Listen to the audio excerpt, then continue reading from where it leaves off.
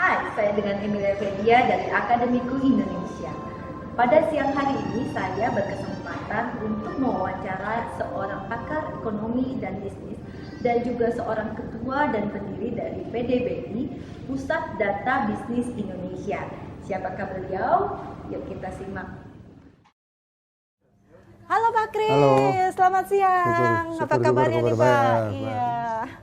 Iya. Dari mana ini pagi-pagi? Ya, ini sengaja nih ketemu Pak Kris nih, kita okay. jalan-jalan ke bundaran Indonesia, yaitu di Kempinski. Ya, silakan. Ya, mari, terima kasih. Ya, dengar-dengar nih Pak Kris katanya baru melaunching sebuah buku yang menarik sekali bulan Mei tahun ini. Bukunya adalah Berkencan dengan Karma.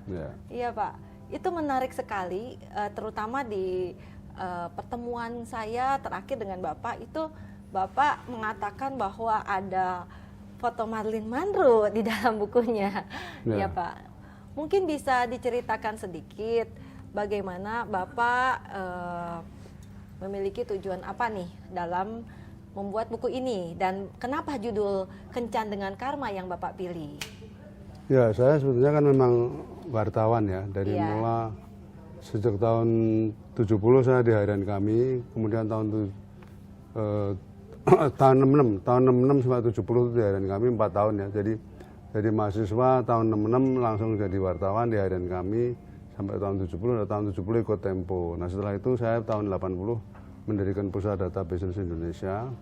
Itu merupakan pusat data yang bisa memberi keterangan mengenai apa dan siapa di Indonesia ini, bisnis, siapa, who is who and who owns what gitu. Nah, itu kemudian saya dalam usia saya 74 tahun tuh saya ingin memberikan satu buku yang sifatnya sejarah tapi tidak menjemukan gitu ya. Jadi harus dikasih cerita-cerita yang menarik lah. Nah, itu antara lain di halaman 43 itu saya kasih gambarnya Bung Karno dan Marilyn Monroe ini supaya cerita ini, sejarah ini menarik gitu loh. Bahwa ternyata Bung Karno pun pernah berkencan dengan Marilyn Monroe gitu, tahun 62 itu gitu. Kesana ya Pak ya. Jadi politik itu tidak melulu kering soal politik, tapi ada juga soal romantisnya gitu lah ini antara Bung Karno dan Marilyn Monroe ini. Tahun 62 tuh. Jadi ini, tapi isi buku ini sebetulnya rada mengenai banyak sejarah ekonomi politik, misalnya di halaman 148, 154 ini, you bisa tahu sejarah rupiah itu loh.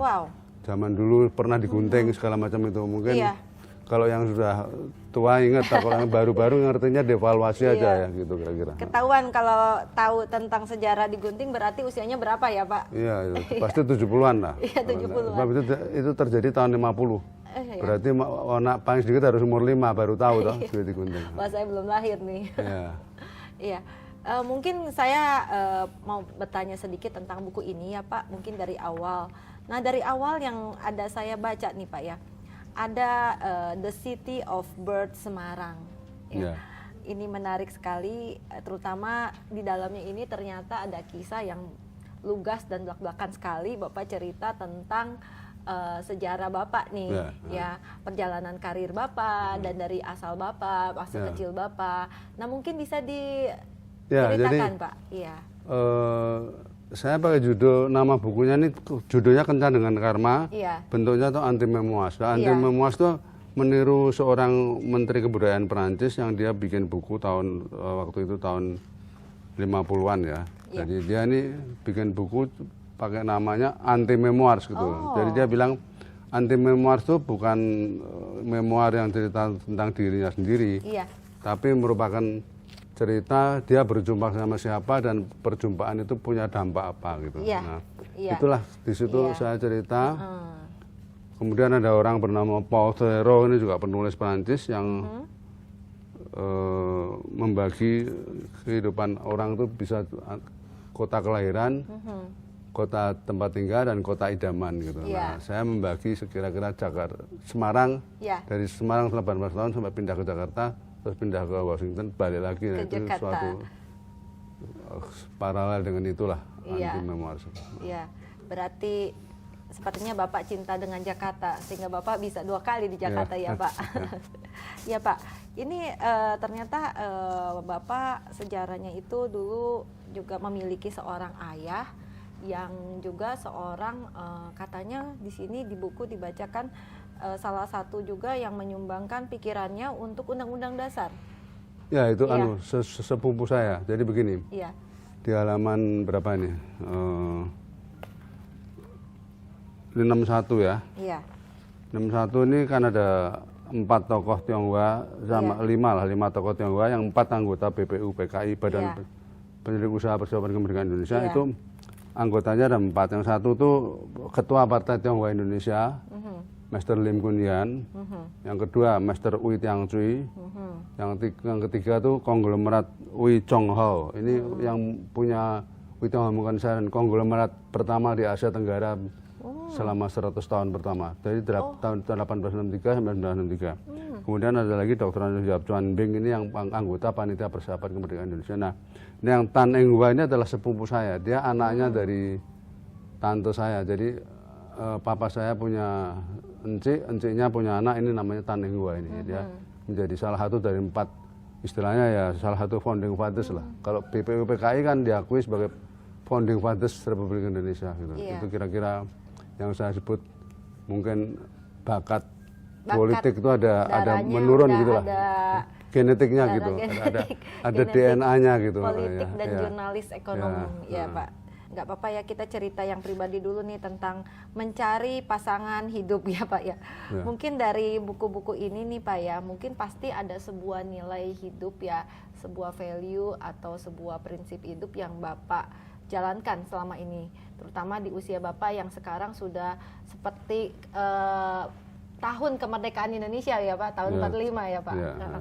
Mungkin bisa di-sharing gimana Pak, value-value hidup apa yang Bapak selama ini anut? Ya, saya kan mengalami itu dari mana? Dari SMA pindah ke Jakarta. Ya. Nah, sebelum pindah tuh saya sendiri sebagai manusia masih muda usia tuh Ya. pengalaman yang ini juga lah, quote unquote kurang baik ya, karena seolah-olah saya mencoba jual beli motor tapi nggak bisa, malah keliru beli motor curian sehingga motornya malah disita. Iya. Itu menjadi satu beban gitu loh, bahwa lu kok malah sok mau jual beli motor, itu bukti kurang berbakat bisnis lah. Jadi bakatnya mungkin lebih baik di wartawan itu. Jadi Karena jurnalis. jadi waktu jual beli motor tuh malah keliru beli motor curian, ya tentu aja disita loh, kita nggak dapat apa-apa gitu lah. Kemudian juga waktu quote unquote setelah itu saya malah setelah berpacaran. Nah kebetulan saya tahun 1967 itu Gubernur Ali Sadikin bikin sayembara mengarang, Ya. menanyakan bagaimana mengatasi defisit pembangunan sekolah dasar. Ya. Jadi sekolah dasar kan harus dibangun oleh Pemda. Pemda tidak punya duit, gimana? Jadi saya sebagai wartawan menulis di harian kami, buka kasino aja. Jadi nanti dari kasino dipajokin bisa ada. Betul. Sebab kalau misalnya tidak terjadi itu kan tidak punya duit, tidak bisa.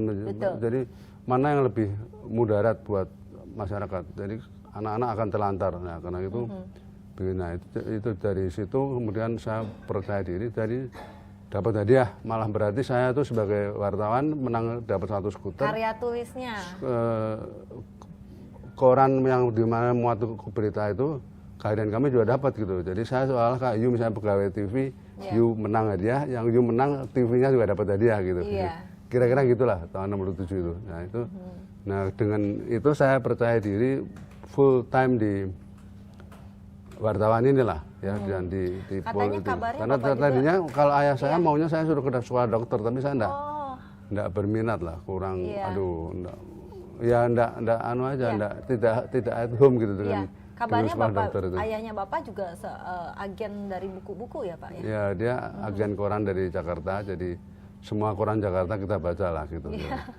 Dan Bapak adalah juga salah satu pendiri dari majalah Tempo. Ya, tahun 74 itu bersama Gunawan Muhammad dan Fikri, dan itu memang waktu itu lahirnya juga ya pas tahun 70. Pertama majalah Express dulu, karena join dengan orang pecah ya, maksudnya itu terjadi masalah, ada politiknya lagi lah. Jadi itu kira-kira gini loh, orang kadang-kadang bilang wah saya tidak senang politik, tapi istilahnya tuh mungkin bukan you tidak senang politik, tapi politiknya yang masuk ke you gitu. Jadi kita waktu bikin majalah pertama tuh yang namanya Express tuh join sama Pak PM dia dan anaknya, kemudian PWI itu waktu itu pecah dua karena politik. PWI ada PWI yang dipimpin Rosian, PWI yang dipimpin PM dia.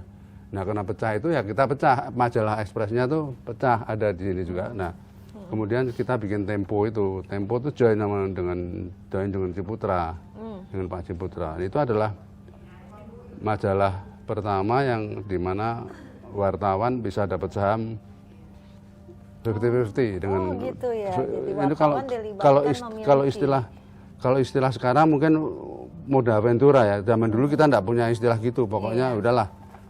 Ini majalah pertama itu Expressnya yang join sama PM dia. Setelah itu menjadi Tempo. Jadi apa?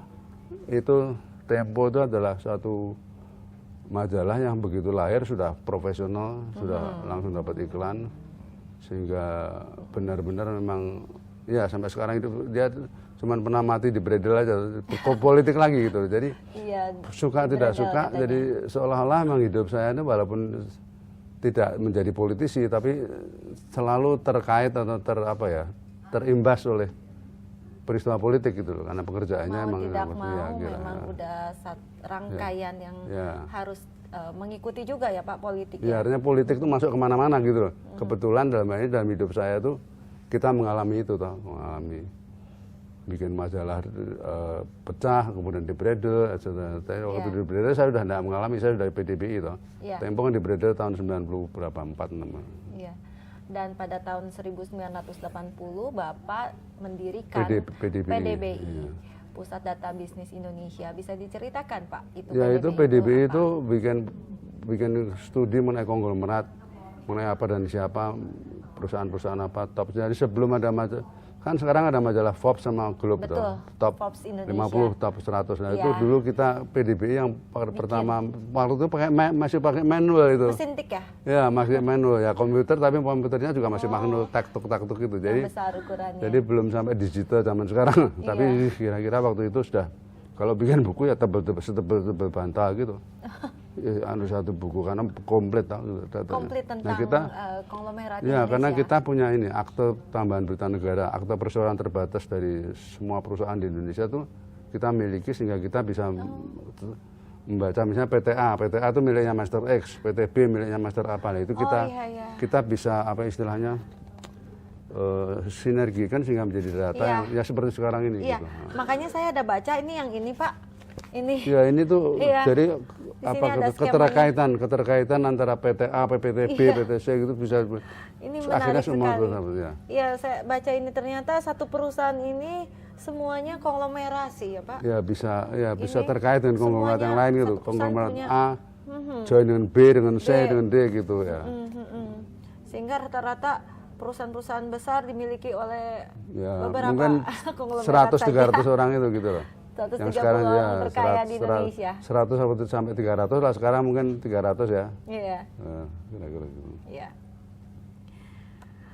Baiklah Bapak Ibu sekalian, perbincangan di topik pertama ini berbicara tentang sekilas tentang buku dan tentang siapakah sosok Bapak Kristianto Wibisono. Nantikan acara berikutnya. Terima kasih. Hai, bersama saya lagi dengan Emilia Fedia dari Akademiku Indonesia. Pada bagian 2 kali ini kita akan maju ke dalam tahap yaitu Q&A atau tanya jawab dengan Bapak Kristianto Wibisono, dipandu oleh saya Emilia Fedia dari Akademiku Indonesia. Pada siang hari ini sekitar pukul 11 saya membroadcast di WhatsApp dan Facebook beberapa pertanyaan, dan saya mendapatkan beberapa pertanyaan dari para pemirsa yang sangat menarik, yaitu pertanyaan seputar ekonomi kepada Bapak Kristianto Wibisono. Ya, bagaimana? Silakan. Pak, siap dengan pertanyaan-pertanyaan yang menantang nih Pak? Dan ini pertanyaannya benar-benar Pak Kris belum tahu sama sekali, nih, Pak. Mendadak. Iya, mendadak pertanyaannya. Biar Kayak kita doorstop ya. Iya, Pak. Ini ada beberapa 4 pertanyaan dari titipan dari rekan-rekan saya yang ada di WhatsApp ya, yaitu Bapak Hartono dari HII Simulator Bisnis Indonesia. Bagaimana mengembangkan perekonomian Indonesia yang kuat dengan kondisi demografis dan sosial budaya yang kompleks? Apa yang perlu diprioritaskan dan bagaimana step by step-nya menurut Bapak? Ya, sebetulnya kita harus bersyukur bahwa bangsa Indonesia ini ternyata masih bisa tumbuh 5% loh. Ya, tahun ini masih bisa tumbuh 5%. Jadi 5%.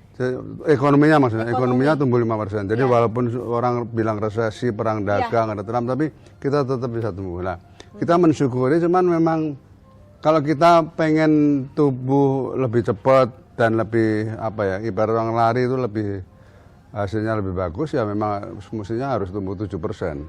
Kalau 7% tuh dalam tempo 7 tahun bisa double. Jadi misalnya gini, kalau sekarang kita bisa membangun 7%, dalam 7 tahun tuh kalau sekarang kita misalnya pendapatan kita $5.000 per kapita, dalam 7 tahun bisa menjadi $10.000 per kapita. Itu saya rasa targetnya, angan-angannya Presiden Pak Jokowi itu adalah bahwa Indonesia itu cepat menuju ke sana. Nah, antara lain yang paling menghambat kita itu adalah angka ICOR kita, Incremental Capital Output Ratio. Koefisien produktivitas kita itu masih yang sangat tidak efisien sedunia, 6,4. Produktivitas. Ya, jadi kalau Anda mau tumbuh 1% juga harus invest 6,4. Dan sementara negara lain itu di bawah itu gitu loh. Nah, ini saya rasa yang harus digalakkan nanti kabinet kedua ini harus betul-betul menteri-menterinya tuh bisa mumpuni cepat dan disusun juga oleh birokrasi yang lebih gesit, lebih cepat ya, karena cepat. supaya gini loh, kalau orang ke Vietnam ngurus bea cukai katanya sehari kelar. Kalau di sini bisa 3 bulan. Nah, itu Iya. dari menghambat semua. Iya. Nah, itu saya rasa kuncinya gitu. Dari kita harus optimis sambil kerja keras dan kita akan menikmati hasil itu karena kita walaupun sekarang ini katakanlah tahun pemilu saya benari demo tetap bisa tumbuh 5%, itu keajaiban yang kita syukuri itu. Iya, Pak. Iya, saya rasa mungkin sepertinya Indonesia akan maju sekali, apalagi sekarang pemerintah menggalakkan e-government, segalanya elektronik ya Pak ya. Ya. Mudah-mudahan Indonesia akan terus maju. Terima kasih Pak. Ini pertanyaan kedua ya Pak ya, yaitu dari Pak Sugi dari Surabaya. PR terberat membangun mental karakter sebagai fondasi perekonomian dan politik. Bagaimana caranya? Sementara masing-masing hanya memikirkan kepentingannya sendiri. Apa action konkret untuk mengatasinya?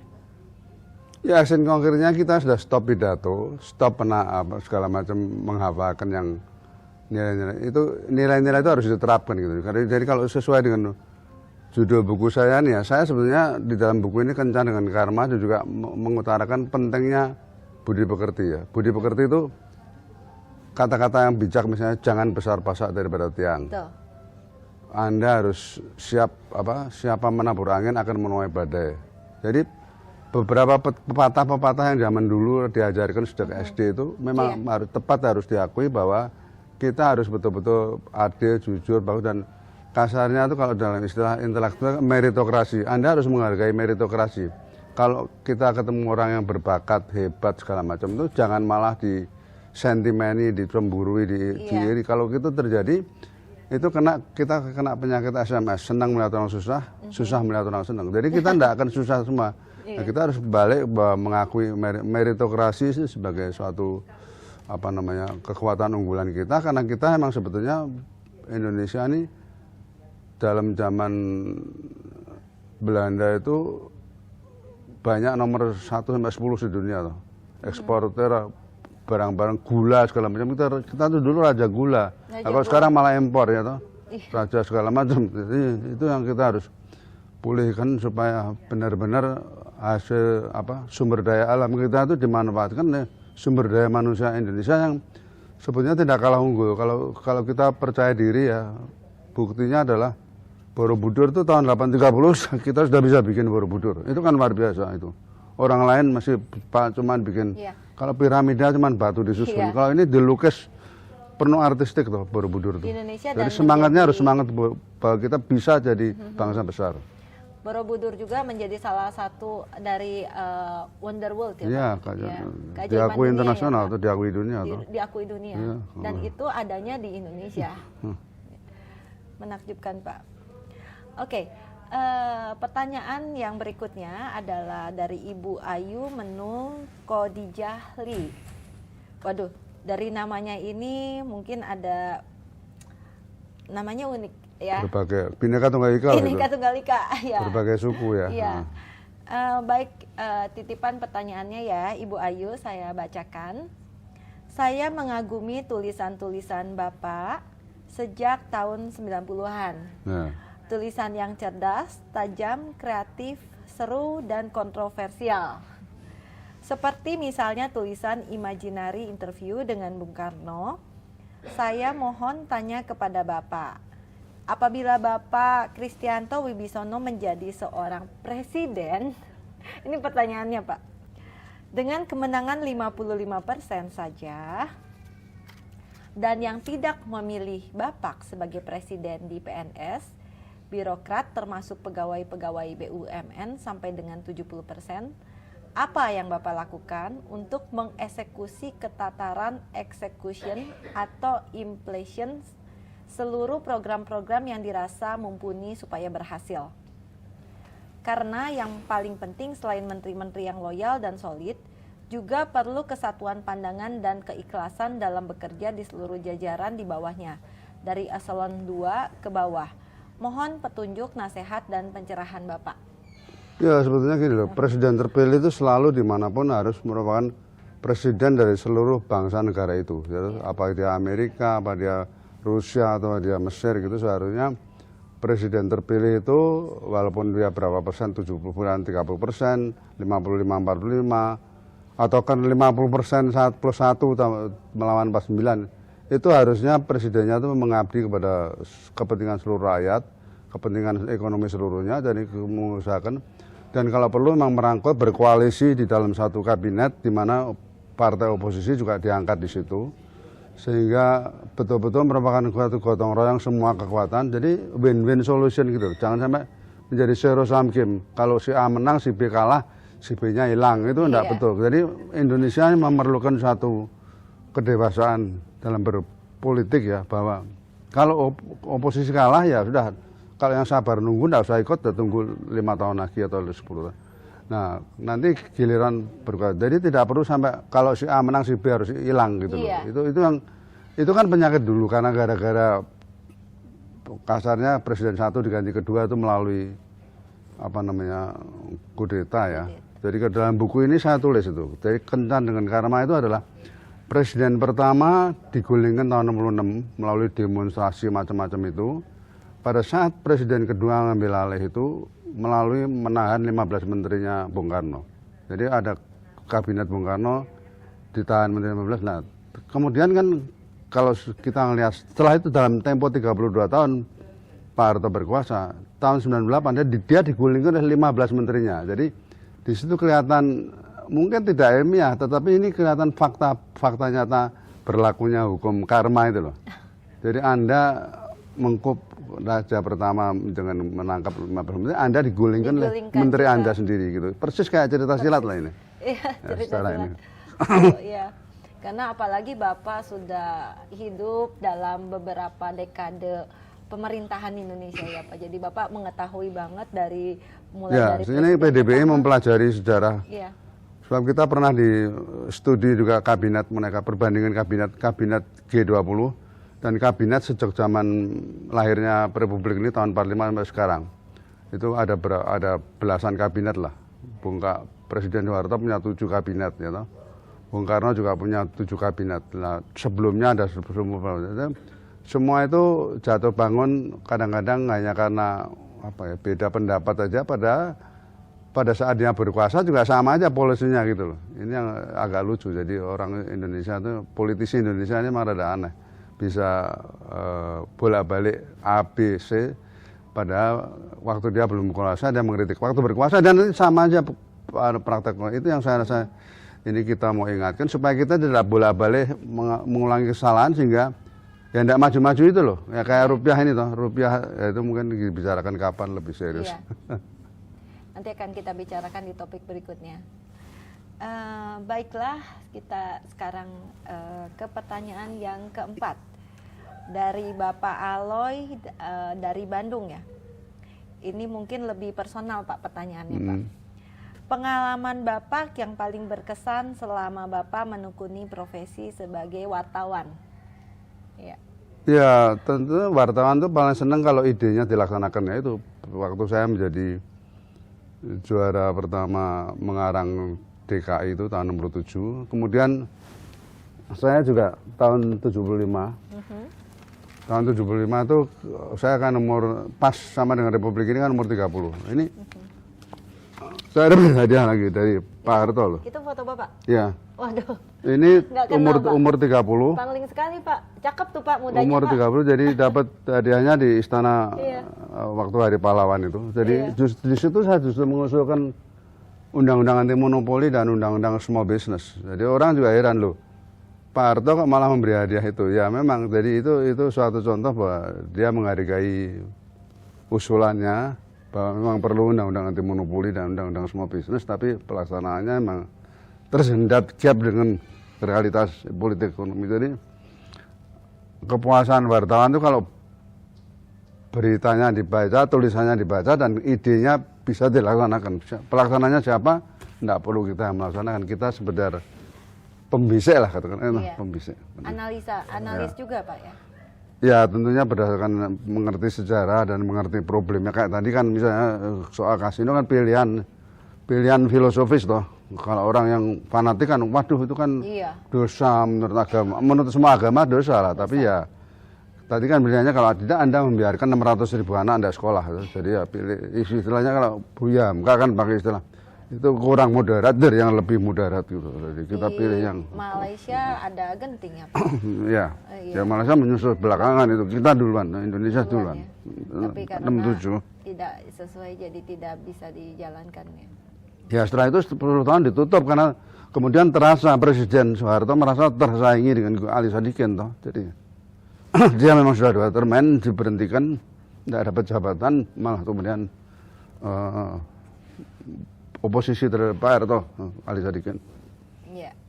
Tapi judinya kan terus diberikan kepada kelompok pengusaha yang dekat dengan istana.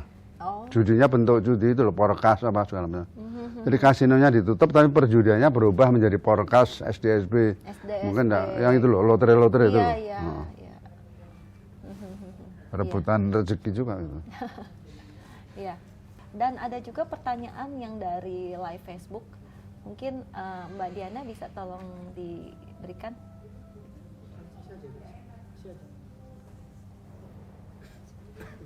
Ya.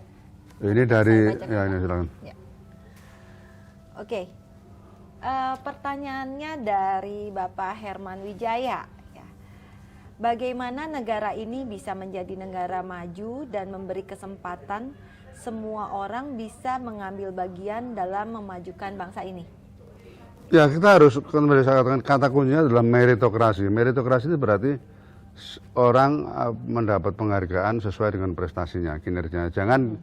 Jangan disentimeni dengan penyakit SMS tadi, senang melihat orang susah, susah melihat orang senang, atau kabilisme ya. Kalau kayak Kabil yang sentimen sama adiknya, tidak merasa tidak senang kenapa adiknya dianggapnya lebih berprestasi, lebih berkinerja, itu sebab mungkin intinya harus beginilah. Anda tidak perlu iri hati sama orang. Kalau Anda memang lebih pinter, ya Anda buktikan Anda lebih pinter.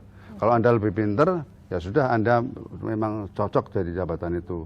Dan saya tidak perlu sentimen sama Anda untuk menggulingkan Anda. Dan begitu sebaliknya. Kalau Anda memang kurang bisa, ya harus menghargai orang yang lebih pinter. Kira-kira begitulah. Jadi kalau itu terjadi kan otomatis yang berkinerja bagus akan memimpin negara ini, kemudian semua kebagian gitu loh. Yeah. Nah ini yang saya rasa yang hilang dari berbagai negara yang macet itu ya, karena itu tidak ada meritokrasi.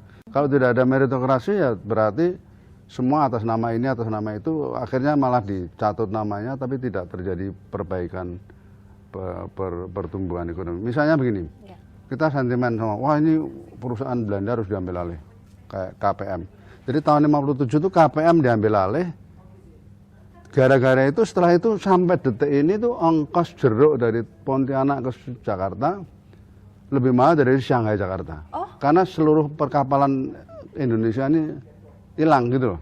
Dari dulunya tuh perkapalan diatur bagus, ada namanya regular liner service, di mana itu yang mau dihidupkan Pak Jokowi dengan poros maritim tol laut baru ini loh, supaya betul-betul lalu lintas antar pulau ini betul-betul efisien, betul-betul lebih murah. Sebab sekarang ini termahal sedunia. Ini yang saya rasa harus diperhatikan, gitu.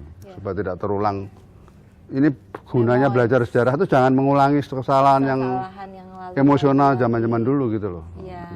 Dan Indonesia dari dulu terkenalnya tenggang rasa, tepo seliro. Kalau benar-benar dijalankan mungkin bisa lebih bagus untuk berkolaborasi daripada bersaing ya Pak ya, seperti tadi ya Pak. Oke. Pertanyaan berikutnya dari Yuni Astuti, bagaimana ekonomi Indonesia di mata dunia? Pertanyaannya singkat saja tapi juga dalam. Ya gini, kalau dunia tuh justru lebih optimis dari kita. Dunia tuh menganggap Indonesia bakal jadi nomor 4 sedunia, ya toh. Kita ini sekarang sudah nomor 4 dalam kuantitas. Kita harus rubah menjadi nomor 4 dari dalam kualitas itu. Kualitas jumlah penduduk toh. Jumlah penduduk kan nomor 4. Ya, kita harus pembangunan sumber daya manusia itu harus merubah penduduk Indonesia yang kuantitasnya nomor 4 itu menjadi kualitasnya nomor 4 gitu. Jadi bukan ranking 4 dalam bentuk kuantitas aja, tapi bagaimana bisa kualitasnya berkualitas ya. Dan ada lagi pertanyaannya. Oke, boleh Mbak Diana tolong diberikan ke sini. Ya. Kita masih ada waktu sekitar 20 menit. Apabila ada yang sedang menonton acara ini, mungkin boleh juga untuk memberikan pertanyaannya ya, atau bisa juga lewat WhatsApp ya di 0817.06026 ya. Baik, ini dari Bapak Adriano Yakobus ya. Pertanyaannya panjang juga Pak. Di dalam dunia ekonomi ada yang dikenal dengan Gini coefficient, yaitu distribusi kekayaan yang dibagi populasi. Pertemuan politik positif tidak selalu berbarengan dengan peningkatan kesetaraan dalam hal spending power. Menurut Bank Dunia, belakangan ini bahkan ketimpangan kekuatan ekonomi ini semakin ekstrim, di mana hanya sebagian kecil populasi yang menguasai kekayaan dunia. Gimana Pak? Ya, itu Gini coefficient memang merupakan problem seluruh dunia, dan kita harus mengakui itu semua negara berkepentingan untuk mengusahakan supaya at least ini loh, jaminan sosial minimum itu terpenuhi, kemudian persaingan itu betul-betul berjalan sehat dan orang tidak boleh ditinggalkan dalam proses pembangunan. Itu yang makanya ada BPJS segala macam itu kan untuk menjamin orang bisa memperoleh layanan kesehatan yang sempurna. Jadi memang ketimpangan di mana-mana ada, termasuk di Amerika Serikat, di Jepang, dimanapun ada. Tapi pemerintah itu harus mempunyai suatu kebijakan yang bisa menjamin kebutuhan minimum warga dan juga kebutuhan-kebutuhan dasar seperti pendidikan, kesehatan. Itu yang saya rasa merupakan satu tantangan supaya pembangunan dan pertumbuhan ekonomi itu menghasilkan kue yang lebih besar tapi lebih merata sehingga orang bisa cepat semua menjadi kelas menengah lah, kira-kira itu. Ini problem utamanya kan karena tadi dikatakan secara ekstrem kan 1% lawan 9%, padahal kan tidak begitu. Itu memang harus ada kelas menengah yang jumlahnya cukup besar supaya kelas menengah itu ya berarti dengan itu suatu bangsa itu akan terjaga stabilitas dan rasa keadilan sosialnya. Ini saya rasa masalah yang dihadapi oleh bukan cuma Indonesia lah, itu seluruh dunia menghadapi masalah itu. Iya. Jadi ada segelintir memang yang menguasai ya, segelintir yang menguasai. Kalau saya pernah dengar ada buku yang mengatakan The Winner Take All. Ya itu makanya harus ada upaya-upaya untuk mengadakan satu Pemerataan. pembangunan center-center yang merupakan pemerataan kayak yang dilakukan kemarin tuh acaranya ITB 99 tahun. Itu kan di mana Pak Teddy Rahman mendapat gelar doktor itu. Ya, Pak TP Rahmat, betul. Itu merupakan satu, ada juga tanggung jawab sosial ITB toh. ITB memberikan banyak penghargaan, banyak beasiswa, banyak pengakuan itu loh. Pengakuan prestasi beberapa guru besar, dosen, peneliti, ilmuwan gitu. Jadi dalam rangka pembangunan manusia seutuhnya, nah itu di situ memang harus diperlukan adanya jiwa besar daripada para donatur, para entrepreneur untuk untuk membelanjakan sebagian kekayaannya untuk keperluan pengajuan inovasi, pengetahuan dan pendidikan. Seperti mungkin program-program CSR atau Ya, itu saya rasa harus digalakan untuk bisa ini. juga program-program sekarang inkubator bisnis untuk para startup Ya, seperti itu mungkin ya Pak. supaya bisa lebih banyak unicorn Indonesia gitu loh. Unicorn Indonesia sekarang udah dibawa Pak Jokowi untuk ke Silicon Valley ya Pak. Ya. Untuk rekan-rekan semua yang pertanyaannya sudah dijawab oleh Pak Kris, semoga terjawab ya pertanyaannya. Nah, mungkin kita bisa bincang-bincang yang ringan-ringan aja ya Pak ya. Gitu. Ya, kapan Bapak pindah, katanya lama di Washington dan Bapak sudah kembali ke Jakarta, dan keseharian Bapak di Jakarta ini biasanya apa Pak? Iya. Ya, kegiatan sih tetap rutin mengikuti ini toh, beberapa acara acara-acara seminar atau acara-acara di mana memang menarik minat saya. Memang kalau dipenuhi semua ya mungkin sibuk sekali, tapi saya batasi lah. Udah batuk-batuk ini mesti harus tidak terlalu banyak keluar malam. Iya. Karena kalau keluar malam pasti akan dampaknya batuk ini. Ini gara-gara ke Bandung naik kereta api 4 jam itu loh. Jam 8 dari sana sampai sini hampir jam 12. Terus batuk terus. Jadi tahu diri mengenai kesehatan lah. Iya. Tapi tetap mengikuti. Jadi ya karena hobi loh. Jadi gini loh. Kalau untuk wartawan tuh ya enggak ada pensiun karena pekerjaannya sama dengan hobinya gitu. Jadi Anda kan tidak bisa membuang hobi gitu loh. Anda tidak bisa berhenti bekerja tapi tidak hobinya ya. Ini hobinya pas dengan profesi itu. Bagusnya tuh hobi yang kebetulan sama dengan profesi itu. Jadi tidak terasa bekerja ya, Pak? jadi tidak merasa beban gitu. Tidak ada yang suruh baca semua koran, semua apa. Iya. Lihat semua TV kan enggak, pilih yang menarik, yang aja. Dan memang sekarang kan harus milih-milih. Kalau membaca semua juga enggak bisa, matanya bisa. Mesti milih lah, mesti harus ada informasi. Kan sekarang kan saya dengar Pak Jokowi juga sudah punya keahlian baca buku katanya.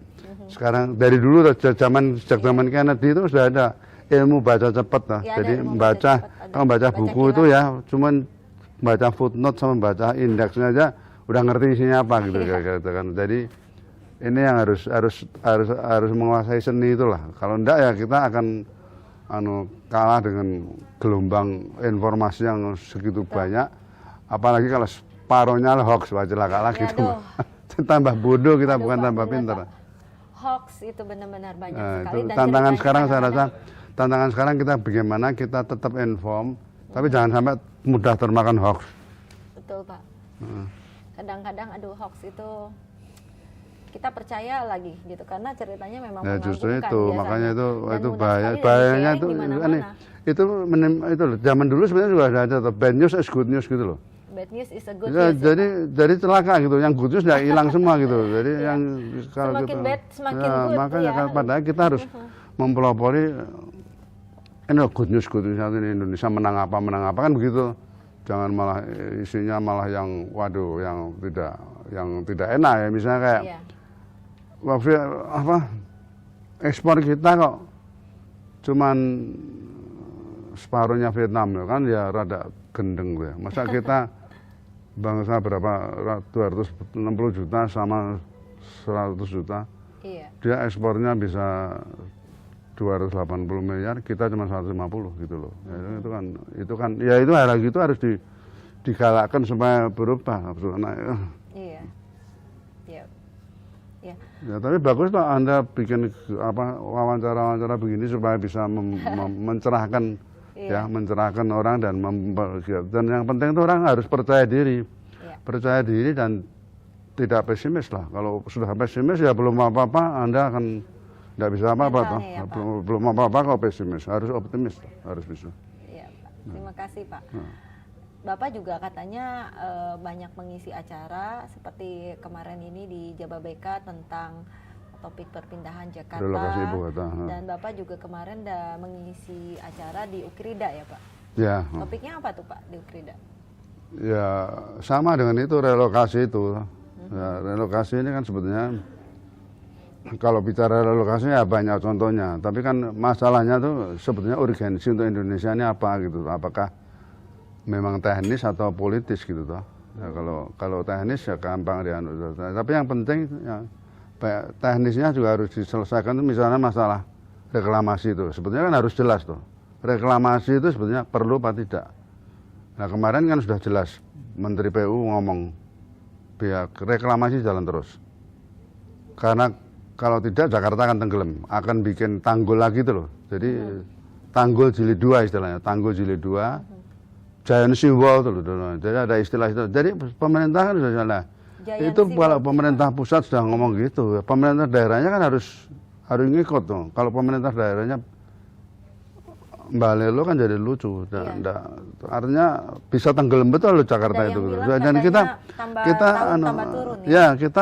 kita selalu mempelopori bikin seminar itu. Tahun lalu sebelumnya kita sudah bikin seminar. Kita tulisnya gini. Tanpa reklamasi Jakarta tenggelam, gitu. Jadi memperingatkan supaya jangan main-main lah gitu.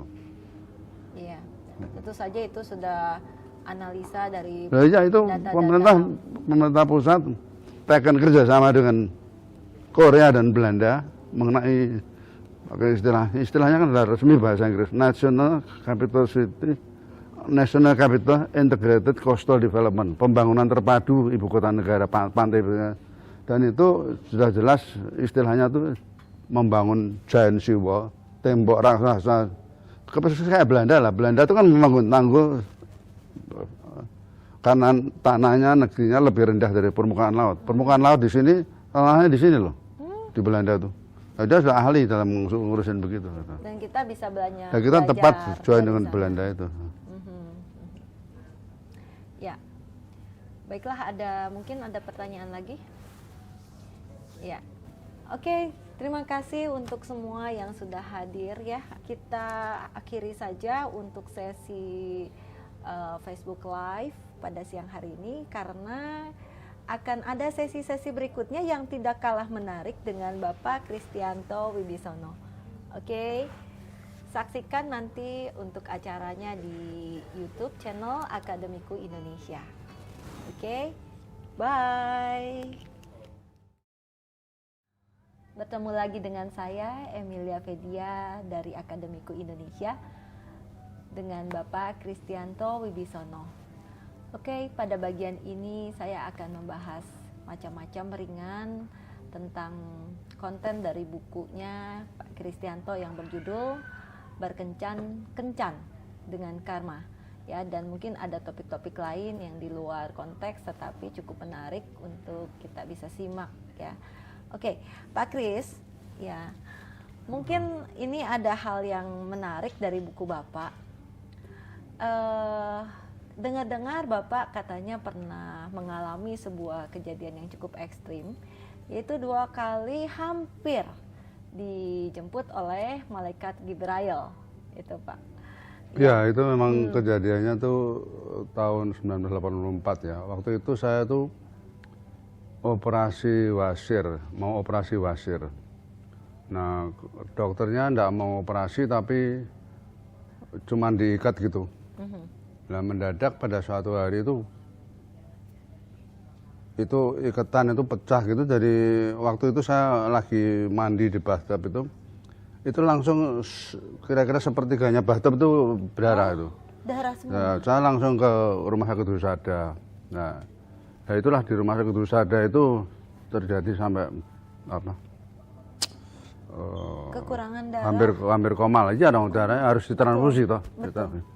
Nah, itu kira-kira dalam waktu itu kan saya kutip di situ ada seolah berjalan. Saya berarti waktu itu umur tahun 34. Anak saya yang kedua kan baru umur 4 tahun, 5 tahun. Jadi saya seolah-olah berdialognya dengan malaikat itu ya, saya mohon kalau bisa, kalau boleh diberi kesempatan masih untuk membesarkan anak saya. Yang pertama kan lahirnya tahun 72 itu berarti baru umur 12, nah, yang kedua baru umur 4. Itu yang terjadi pada di Husada itu. Nah, di Husada itu ternyata waktu ditransfusi itu juga bikin musibah karena transfusinya itu mengandung virus hepatitis non A non B. Tapi kita juga tidak bisa menyalahkan, zaman dulu itu juga susah mendeteksi darah orang itu mengandung apa enggak gitu toh. Jadi ya berarti malah ada side effect daripada apa istilahnya ditransfusi malah kejangkitan penyakit itu gitu toh. Nah, sehingga itu membuat saya rada tersendat untuk menjalankan bisnis maupun ada dapat kemarin saya juga ditunjuk sebagai dekan Fakultas Ekonomi Ukrida, tapi saya tidak bisa full sehingga kemarin saya bilang ya saya sekarang ngasih ceramah aja lah untuk mengganti yang dulu. Nah, kemudian yang kedua terjadi waktu tahun 2006 itu di New York. Jadi di New York itu saya operasi sinus.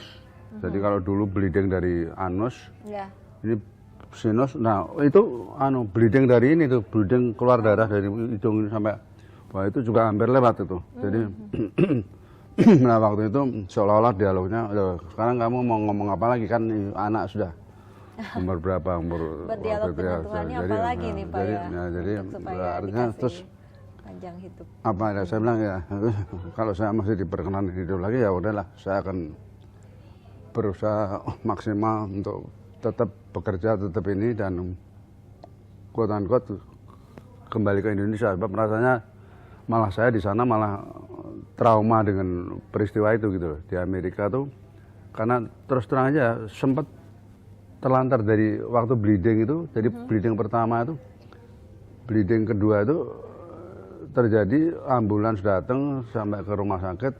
Rumah sakitnya kan tadinya kita pilih yang poliklinik yang dekat. Ternyata 2 jam di istilahnya di nunggu macam-macam lah administrasi. Wah ini kan gila.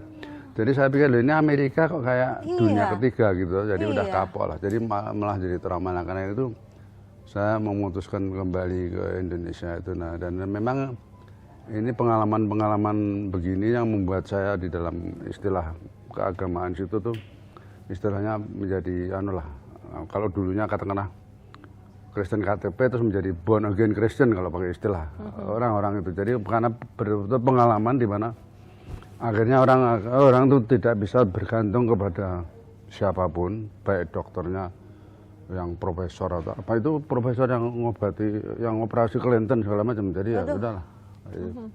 Itu cerita yang hampir lewat istilahnya. Dan bersyukur sekali ternyata Tuhan mendengarkan doa Bapak ya Pak.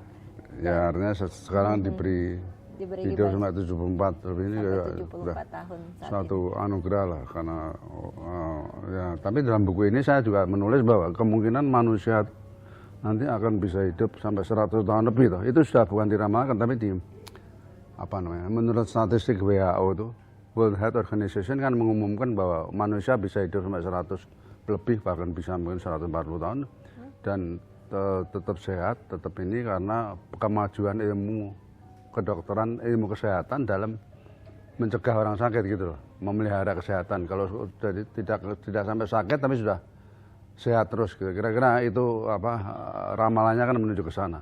Ya, tapi kan itu harus diimbangi dengan, saya rasa kalau saya tulis di sini secara filosofis bahwa manusia itu harus menghindarkan tadi sentimen kabil tadi loh, yang iri hati kepada orang lain itu loh. Hatinya Nah, kalau dijaga. masih iri hati orang lain kan ya percuma aja ya Cuma dikasih umur dikasih panjang. hidup umur panjang kalau terus malah dibunuhin, saling bunuh gitu misalnya. Iya. Itu kan itu penyakit itu harus hilang dulu. Di situ yang saya tulis imajiner itu terhadap ini.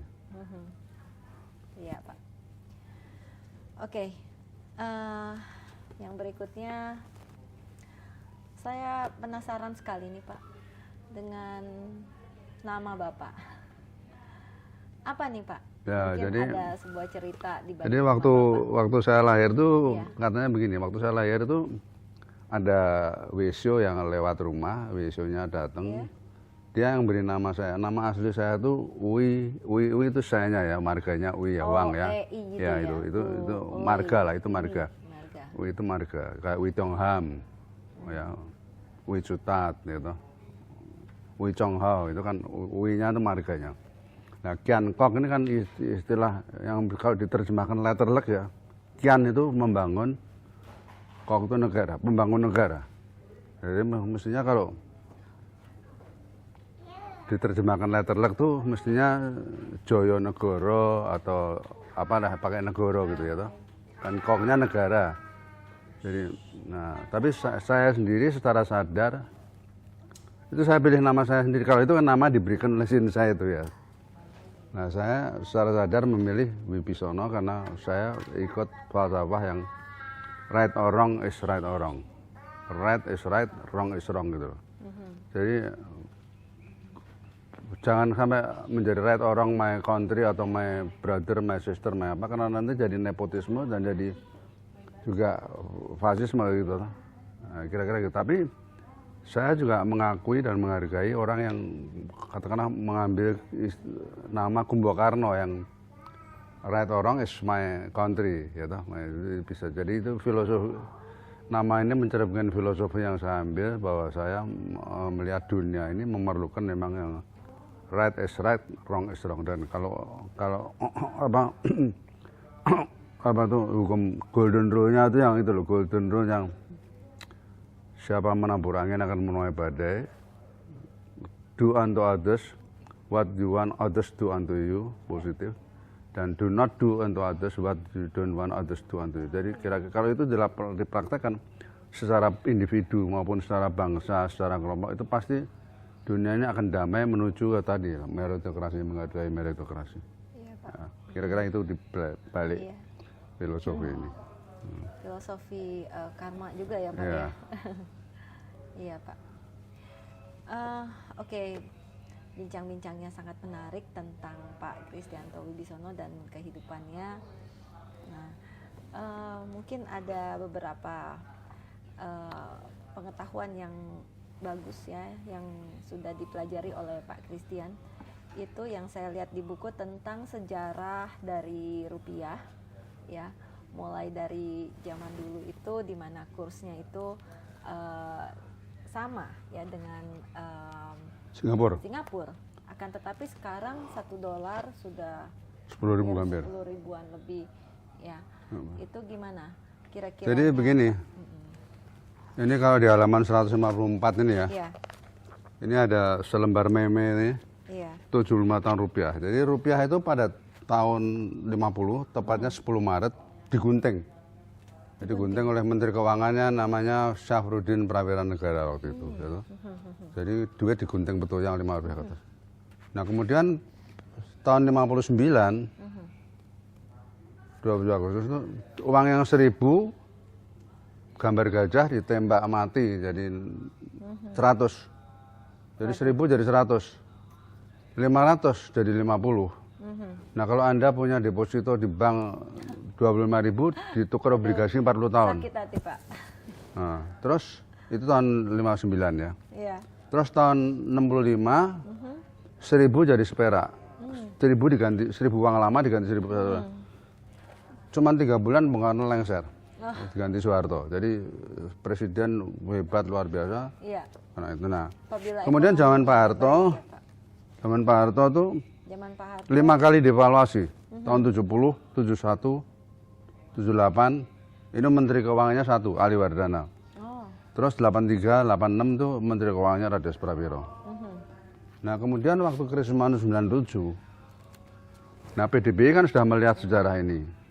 Waktu krisis tahun 97 itu sebetulnya pada waktu mulai di Thailand baht itu mulai krisis baht ya. Saya waktu itu saya ingat betul, saya telepon Gubernur Bank Sentral Pak Sudrajat Djoko. Saya bilang, Mas Derajat, kalau saya jadi you, saya akan devaluasi langsung 5.000.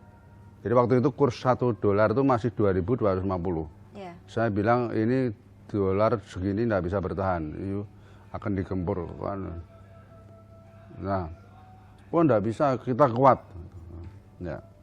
Akhirnya dibiarkan istilahnya floating, ambruk jadi 17.000 bulan Januari, terus bulan Februari Maret itu ngundang orang namanya Steve Hanke, ini ada di sini halaman berapa ini. Nah ini orang mengusulkan supaya $1 dijadikan 5.000, tapi udah telat, IMF sudah masuk. Jadi waktu IMF masuk itu, IMF bilang, wah enggak boleh. Kamu kalau ikut Steve Hanke itu, ya berarti IMF-nya enggak ikut gitu. Nah karena itu enggak jadi lah, Pak Harto turun 21 Mei. Gitu. Jadi memang rupiah ini sebetulnya mencerminkan itu loh, kekuatan ekonomi Anda. Kalau Anda, jadi kalau suatu negara itu tidak kuat ekonominya ya, tidak bisa dikomando, ini rupiah jadi kuat atau dolar. Kalau ekonominya hebat, otomatis kuat sendiri. Jadi Jepang kuat, yuan kuat waktu itu. Jadi Jepang tuh sampai misalnya tahun 85 tuh disuruh revaluasi malah. Jadi kalau waktu dulu tuh 1 US itu 200 yen ya, disuruh jadi 100, gila nggak? Jadi kan mahal sekali toh barang dia. Jadi itu yang terjadi revaluasi. Jadi kita ini memang betul-betul harus, istilahnya itu harus bisa ekspor dan bisa surplus. Kalau kita nggak bisa ekspor, nggak bisa surplus, ya akan terus lemah rupiah ini. Nah itu yang kita kembali ke yang sudah kita bicarakan tadi. Ekonomi Indonesia harus produktif, harus bersaing, mulai dari pungli-punglinya dihapus, dihilangin supaya bisa mencapai pertumbuhan yang kalau bisa sampai 7% itu ya, 5% oke lah, itu pun kalau dilaksanakan dengan baik ya mungkin bisa lebih baik lagi. Mudah-mudahan ekonomi Indonesia dari indikator nilai tukar rupiah menjadi lebih baik juga ya Pak. Topik berikutnya ya, yang tak kalah menarik, yaitu tentang relokasi kota Jakarta ke tempat lain ya Pak. Gimana nih Pak, ini menimbulkan ya sebetulnya gini loh, ya? kalau apa ya, contoh-contoh ada 2 kota yang berbeda ya gini, satu kota ibu kota, satu kota dagang, itu kan banyak. Tiongkok misalnya, Beijing, ada Beijing ibu kota, tapi kota dagangnya Shanghai. Amerika juga, Washington, New York. New York kan lebih hebat dari Washington. Terus apa? Kanada juga toh, Toronto sama Ottawa. Ottawa kan kecil, kan apa? Australia. Sydney. Si India juga toh, Bombay sama New Delhi, kan New Delhi lebih kecil. Nah sebetulnya kita ini zaman Belanda dulu juga, Batavia itu memang ibu kota. Nah, Surabaya itu lebih besar loh secara kota dagang industrinya. Tapi setelah berapa tahun ini, 75 tahun ini, ternyata konsentrasi politik, ekonomi dan segala macam itu berpusat di Jakarta sehingga bertumpuk. Ya, malah kalau saya pakai istilah itu 3-in-1, kayak New York, Los Angeles, Washington jadi satu karena di Jakarta, selebriti dan apa tuh, selebriti dan government, entertainment kan ada di sini toh, Hollywoodnya ya, kalau di Amerika kan Hollywood pisah itu, New York sendiri, artis tinggal di Hollywood, ya, pusat film. pusat entertainment. Nah ini sekarang kalau Jakarta ini kan tumplek-plek di situ jadi satu tuh, ibu kota, politik, ekonomi, dagang, apa. Macet. Jadi Lantas macet. nah, sekarang kalau kita mau usahakan perpindahan tuh ya memang tadi kan banyak contoh-contohnya. Cuman yang terpenting itu adalah satu, tetap antara pusat dan daerah tuh, antara presiden dan gubernur itu seharusnya tidak terjadi konflik atau persaingan. Cuma emang tren dunia ini agak memang rada apa istilahnya, menunjukkan bahwa siapapun yang jadi suatu wali kota atau gubernur di ibu kota selalu gampang naik jadi presiden. Ya memang terbukti kan Pak Jokowi misalnya. Semua pindah ke Jakarta dulu. Ya akhirnya terjadilah itu. Nah itu, tapi jangan sampai kalau itu berlarut-larut gitu. Artinya persaingan antara presiden dan gubernur itu terjadi berlarut-larut, itu bisa merugikan rencana pembangunan nasional. Kita harapkan bahwa tadi saya katakan kalau kembali ke reklamasi tadi, biar soal reklamasi itu juga harus dituntaskan bahwa itu betul-betul memang keperluan, karena kalau tidak Jakartanya bisa tenggelam. Itu tidak boleh dijadikan debat lagi antara presiden dan gubernur gitu. Siapapun presidennya, siapapun gubernurnya, seharusnya begitu. Jadi kita membuat seminar kemarin untuk memberikan masukan supaya belajar dari bangsa dan negara lain. Kita jangan sampai mengambil keputusan yang salah lah, tapi harus betul-betul tepat untuk kepentingan nasional. Ya. Ada dampaknya nggak, dampak ekonomi mungkin mallnya atau gimana nih Pak? Kalau itu Bappenas sudah menghitung ya, Bappenas sudah menjelimet pakai perhitungan gitu bahwa bagaimana dampak ekonominya. Kan perusahaan itu. Nah kita memang nanti harus lebih lebih terinci hitung-hitungannya itu supaya tidak terjadi meleset dan malah lebih mengganggu pergerakan perekonomian ke depannya. Jadi saya rasa memang harus rencananya itu harus komprehensif betul. Dan itu sudah dilakukan secara serius oleh Bappenas sebagai kementerian yang mempelajari semua kemungkinan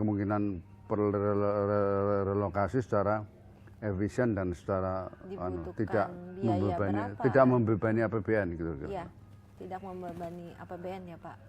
Ya, artinya bisa biayanya kira-kira bisa bertahap 3 sampai 5 tahun gitu ya.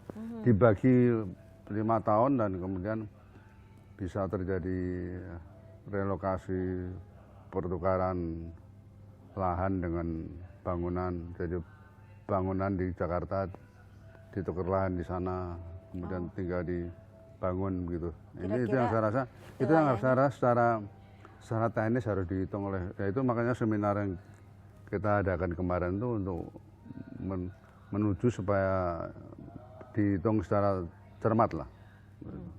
Kira-kira ada mungkin bocoran Pak, pindahnya kemana nih Jakarta untuk pusat pemerintahan? Itu kelihatannya most probably di antara Balikpapan sama Samarinda itu ya. Jadi di situ kemudian pas bisa ada pelabuhan, di situ ada laut dalam sehingga jalur laut Selat Karimata itu bisa dipakai untuk poros maritim.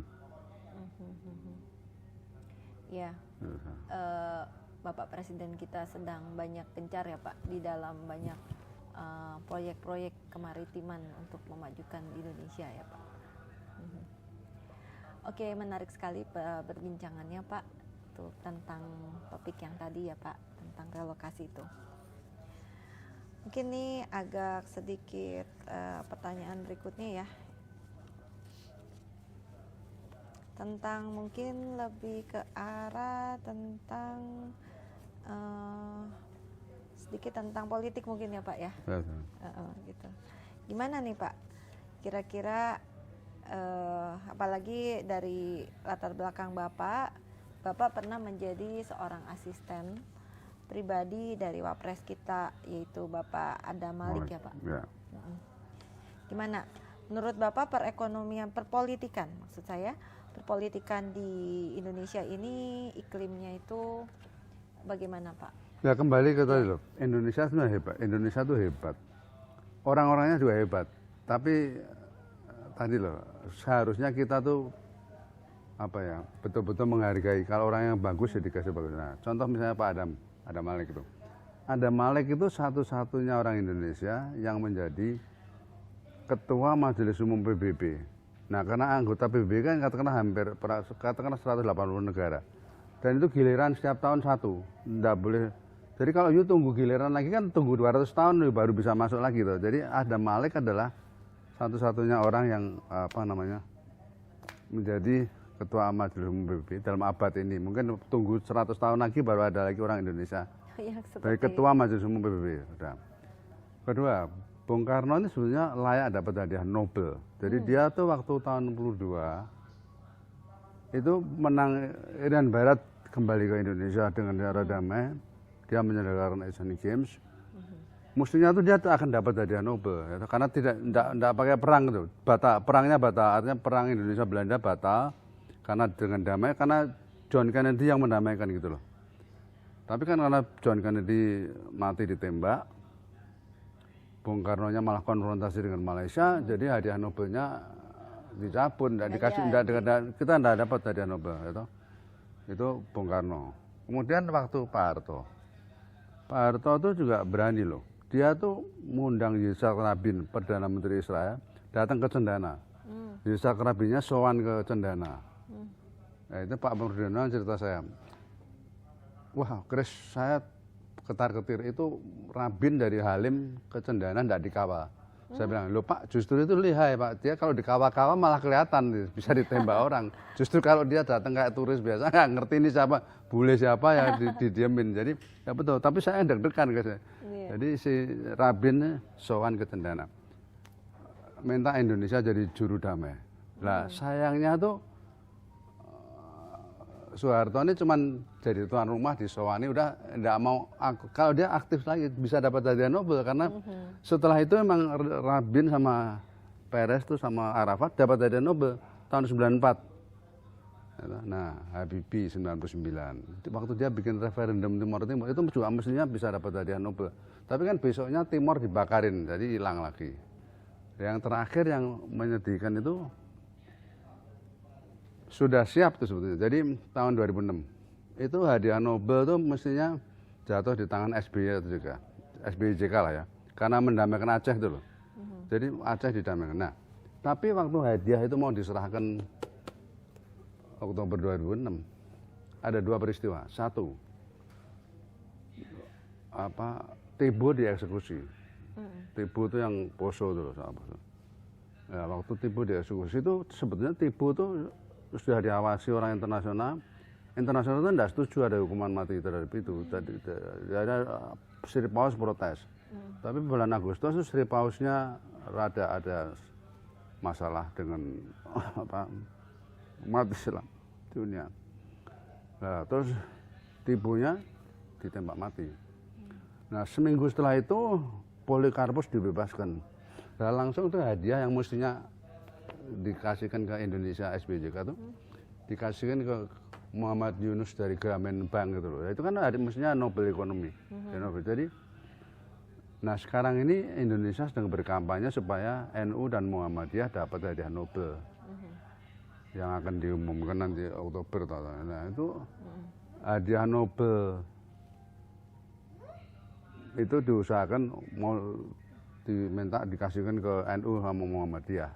Ya kita ya lihat aja apakah bisa lobbying yang dilakukan oleh duta besar Mulia Lubis di Norwegia itu bisa menghasilkan itu. Tapi sebetulnya seperti tadi saya katakan ya, kita ini secara individu orang Indonesia itu hebat-hebat, kelasnya internasional lah, banyak ya toh.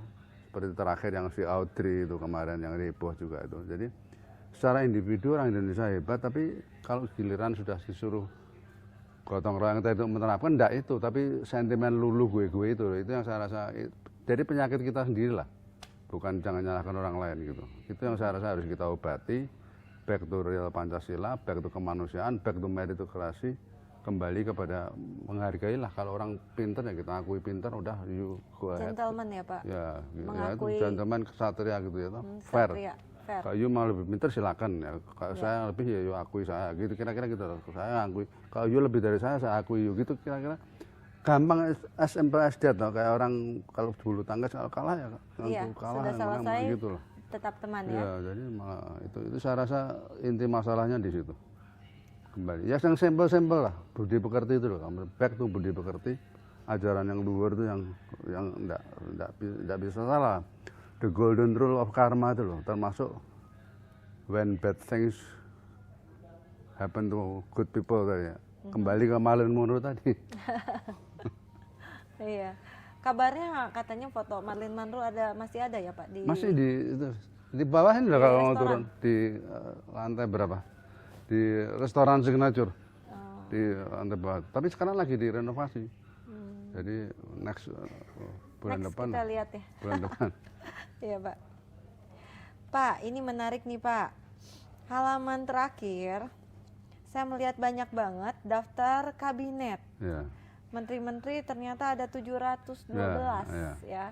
Ada 712 daftar kabinet yang Bapak kumpulkan banyak sekali dari zaman pertama kali Indonesia Ya. tahun 1945 ya. Gimana nih Pak? Ya itu dari Bapak? 700-an itu ya. Ya. 50-an itu satu keluarga lah. Ada yang suami istri, Oh, ada yang anak ayah. dalam ada satu kabinet. Jadi di Itu beda halaman berapa pemerintahan? tuh? Oh ya beda pemerintahan dong. Beda ya. Jadi misalnya Pak siapa tuh? Pak Sumarno itu Menteri Keuangan tuh anaknya Rini Sumarno itu loh. Oh, iya iya Jadi iya. itu ayah dan anak toh. Tapi ya yang satu itu Pak Sumarno tuh yang tadi itu yang apa? Yang apa namanya? Yang itu loh. Zaman 1000 jari perak. Bukan. Ya itu 1000 jari perak. Dia untung dia enggak tuh waktu itu. Jadi, nah ini di halaman 224 nih loh. Ada 224 tuh. Bung Karno, anaknya Megawati, cucunya Iya, ya toh. Puan Maharani. Bung Hatta juga anaknya. Mutia Hatta. Nah, Ali Sastra Mejoyo ini Ali Wardani keponakannya ya. Kalau Wahid Hasyim Pak Gus Dur. Dr. Sudarsono itu bapaknya Yono Sudarsono. Jadi saya itu Erling Law, itu kakak beradik. Nah, AR Baswedan itu kakeknya Anies Baswedan. kakeknya. Kakek itu. Maruto Darusman Banyak dan yang nggak Marzuki tahu nih. Darusman. Akhirnya tahu nih Pak. Udah baca Bedanya buku jauh Bapak. nih memang, makanya nomornya jauh toh karena itu kan Iya. kan 111 Baswedan ke 500 ya. berarti masih ada beberapa generasi ya, lintas generasi. Anak Agung itu anak dan Sumitro dan mantunya ya toh Sudrajat Jiwandono. Ya Pak ini Menteri Agama ini juga bapaknya Menteri Agama yang dulu tuh. Oh, bidangnya sama ya Ya. kebetulan. Sumarno, Hadi Tayyib. Ya, ini jadi ada 50. 56 lah, 52. Ya, 52. Pak Hartawan Wiryo di Projo dengan Pak Hartono Wiryo di Projo. Pak Soeharto dengan Siti Hatati Itu Rukmana. Tutut tuh. Ya. Bu Tutut. Sumantri Brojonegoro dengan Pak Bambang Brojonegoro. Lalu Nah, Mohtar ini 3 orang nih, Pak kakak adik sama ponakan. Ali Armida itu kan anaknya Mohtar. Ya, Pak Mohtar Kusumatmaja, Pak Sarwono dan Pak Armida. Ibu Armida. Ibu Harmida. Terus ini menteri ini nih. Hartarto Pak Erlangga itu, yang ayah sekarang. anak tuh. Iya, anaknya ya. Nah, kalau Ahmad Tahir ini sama anaknya sama mantunya Agum Gumelar. Jadi Ahmad Tahir itu mertua, Agum mantu. Nah, Alindia itu anaknya Ahmad Tahir. Itu suami istri juga. Itu juga Linda Gumelar. Ya. Ginanjar Kartasasmita dengan Agus yang baru dilantik. Ri Sutisno itu Remizar. Rimazat Ria Sudu. Itu apa tuh hubungannya Pak? Ini mantu. Oh, mantu. Remizar mantunya Pak Tri. Oh, I see. Susilo Sudarman dengan Dwi Indroyono Ini Susilo. ayah anak tuh, ayah anak. Oh, ayah anak. Nah, kalau ini suami istri. Syarifuddin Baharsyah. dengan Nyonya Yustika Baharsyah. Ini suami istri, tapi beda kabinet. Oh, beda itu. Nah, kabinetnya beda. Nah, itu ini juga suami istri. Farid Anfasyam Muluk dengan Nila Muluk. Suaminya Lalu duluan. Quraisy Shihab dengan Alwi Kakak Shihab. beradik ini. Ya. Nah, ini suami istri anaknya Erna. Najwa Shihab ya Pak? Iya, yang Najwa tuh anaknya Quraisy tuh. Anaknya Alwi Shihab. Hah? Alwi Pak Iya. Quraisy? Bukan, dia anaknya Bukan Quraisy ya? loh. Erna Witoelar dan Rahmat Witoelar itu istrinya duluan yang jadi menteri loh. Oh. Istrinya duluan baru suaminya menteri. Oh gitu ya. Ya. Makanya ini bagus ya Pak punya data-data jadi kita tahu ya. Ya kita Apalagi- makanya bisa mengusulkan udahlah kabinet jangan sampai 34 buat apa. Iya. Kalau kabinet perlu jadi sebaiknya 17. berapa? 17. Karena kita kan disuruh riset sama Bappenas tahun 96 membandingkan kabinet G20. Lah kabinet G20 Amerika cuma 17 menteri, Jepang juga 20 menteri. Jadi kita 30 menteri buat apa? Kebanyakan, malah tidak efisien. Itu saya tulis di sini juga. Jadi ada orang bilang semakin banyak menterinya semakin kacau koordinasinya. Ya, yang penting kualitas ya Pak. Ya, cuman ini tidak populer gitu karena orang semua kan mau jadi menteri. Kalau diusulkan sedikit-sedikit kan tidak ada kebagian nanti gitu loh. Jadi Iya. saya orang bilang goblok juga kamu usul menteri kurang. Menteri banyak-banyak supaya kebagian banyak. Ya, malah tidak bisa negaranya. Iya. Kebanyakan menteri. Iya. Ini juga ada tentang membahas tentang apa? ACU, market share of origin of ACU deposits, ya, Pak. ECU itu begini. Singapura itu pusat keuangan ketiga di dunia setelah London dan New York. Dan di sana tuh memang duit sedunia kumpul di situ. Nah, sebagian memang punya Indonesia, tapi sebetulnya tidak semua. Jadi karena jumlahnya, nah, sekarang berapa yang milik kita, dan kenapa kita tidak bisa menarik pulang itu atau menarik investor ke sini, ya karena situasi sendiri gitu loh. Ya kalau kita butuh, kita kan sekarang ini ekonomi kita ya, duit di bank kita itu 5.000 T itu sudah semuanya udah dipinjamkan tuh, hampir semua. Loan to deposit ratio kita tuh sudah 95%. Jadi mesti harus ada uang masuk dari luar gitu loh. Dana masuk investasi. Nah itu yang sebetulnya kita harus memanggil dana-dana luar itu untuk masuk invest di sini gitu loh. Kalau itu tidak terjadi ya memang susah, kita tidak bisa. Nah sementara duit itu nongkrong di situ kan sebetulnya dia nongkrongnya juga sebetulnya dia kepengen juga kemana-mana ke yang produktif gitu loh. Nah itu yang kita harus upayakan supaya tidak terjadi kondisi di mana orang merasa tidak kerasan, tidak mau datang ke Indonesia. Itu yang seharusnya diusahakan oleh pemerintah itu ya menciptakan iklim supaya mereka invest di sini daripada nanti diinvest di Vietnam, di malah Myanmar atau di mana. Itu yang harus memerlukan kondusif supaya tidak orang ketakutan, takut demo, takut anarki, takut birokrasi peristiwa dan, apa itu yang saya rasa. Dan unsur-unsur yang membuat ketidakpastian dan Iya. ketidakpastian. ketidakpastian. Ya mudah-mudahan kemarin keputusan Mahkamah Agung kemarin untuk membebaskan siapa tuh Syafruddin Temenggung itu bisa memperbaiki lah. Kalau tidak tuh nanti orang tidak ada kepastian hukum. Pemerintah sudah mutusin bisa diralat, bisa dihukum, bisa apa. Takut ya, Ya. berubah-ubah gitu ya. Nah, jadi malah ya akhirnya orang tidak ke sini, tidak ke Indonesia lebih baik di Mereka luar. nanti akhirnya investasi di Ya. negara tetangga. Nah. Apalagi sebenarnya Indonesia ini cukup kaya akan sumber daya alamnya ya Pak. Oh iya justru itu Dikejar yang harus dari dulu sebetulnya ya, kan kita dulu tuh nomor top 10 dari segala macam teh, tembakau, kopi apa segala macam itu kan top 10 gitu. Nah, sekarang kita sama kelapa sawit sama apa ya kelapa mungkin ya. Kelapa sawit sih masih top lah kita. Tapi kan diganggu lingkungan hidup segala macam. Padahal mestinya kan ya harus diberi kesempatan dong, jangan malah di boykot sama di dipersusah Eropa ya. Siapapun investornya ya Pak dari Ya. negara manapun yang penting yang bisa memberikan kemajuan atau investasi di Indonesia ya Pak. Ya. Kalau ada unsur-unsur mungkin kurang netral dari sisi sentimen itu SARA atau apa kan akhirnya Nah itu jadi salah sendiri ya Pak ya. membunuh diri sendiri kita toh. Baiklah, thank you sekali sudah menonton acara ini, bincang-bincang siang dengan Bapak Kristianto Wibisono. Menarik, ada beberapa sesi, kalian dapat menontonnya semua di channel YouTube Akademiku Indonesia, dan semoga dapat bermanfaat terutama untuk para pelaku ekonomi ya dalam memutuskan mungkin menambah wawasan dan mungkin dalam mengambil keputusan ekonomi lainnya. Ya. Dan terima kasih juga terutama untuk Bapak Kristianto yang sudah meluangkan waktunya Pak di siang hari ini untuk berbagi edukasi untuk ekonomi dan politik. Ya Pak. Terima kasih Pak. Terima kasih. Ya, terima kasih. Ya. Hai. Saya dengan Emilia Fedia dan saya baru selesai syuting dengan Bapak Kristianto Wibisono yang berada di Hotel Kempinski Indonesia. Dan saya lagi berada di gardennya ini. Pemandangannya cukup menarik di sini ya. Kita bisa melihat gedung-gedung juga dan jantungnya ikon kota Jakarta yaitu Bundaran HI. Ya.